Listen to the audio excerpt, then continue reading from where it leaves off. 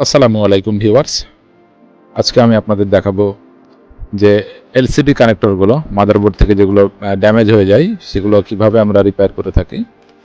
দেখতে পাচ্ছেন যে পুরনো কানেক্টরটা আছে, দুইটা লাইন পুড়ে গেছে, ড্যামেজ হয়ে গেছে। তো এটা আমি প্রথমে রিমুভ করে নিচ্ছি টিয়ার গানের মাধ্যমে।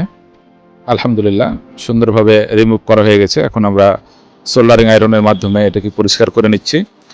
পরিষ্কার করে যে নতুন কানেক্টরটা আছে কানেক্টরটা আমরা ইনস্টল করে দেব।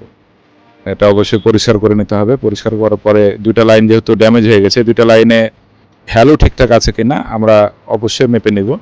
এই যে দেখছি প্রথম 1 এবং 2 দুইটাতে ভ্যালু ঠিকঠাক আছে আলহামদুলিল্লাহ। তো এতে করে আর আমাদের লাইন আলাদাভাবে টানা লাগবে না। যদি লাইন না থাকতো তাহলে অবশ্যই লাইন আমাদেরকে জাম্পার করে এনে টেনে দিতে হতো, নয়তো নতুন কানেক্টর লাগিয়েও এলসিডিতে কিছু আসবে না। এখন নতুন যে কানেক্টর বেসটা আছে এটা এখন আমি বসিয়ে নিলাম সুন্দরভাবে। এখন হট এয়ার গানের মাধ্যমে এটাকে ইনস্টল করে দেব। তো দেখতে পাচ্ছেন বা সুন্দরভাবে ইনস্টল। এই কানেক্টরগুলা সব প্লাস্টিকের হয়ে থাকে, এ কারণে অতিরিক্ত হিট দেওয়া যাবে না। যতটুকু হিট সহ্য ক্ষমতা আছে হট এয়ার গানের মাধ্যমে ততটুকু হিটই দিতে হবে পরিমাণ মতন। অতিরিক্ত হিট দিলে এগুলো নতুনটাও ড্যামেজ হয়ে যাবে এবং পুড়ে যাবে। তো সুন্দরভাবে ইনস্টল হয়ে গেছে। এখন চালু করে দেখব যে ঠিক আছে কিনা। আলহামদুলিল্লাহ আমাদের ডিসপ্লেটি চলে এসছে।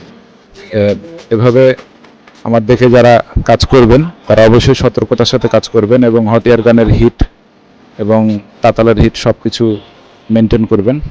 নতুন টেকনিশিয়ান ভাই যারা আছেন তারা অবশ্যই বুঝতে না পারলে আমাকে মেসেজ করবেন। ধন্যবাদ।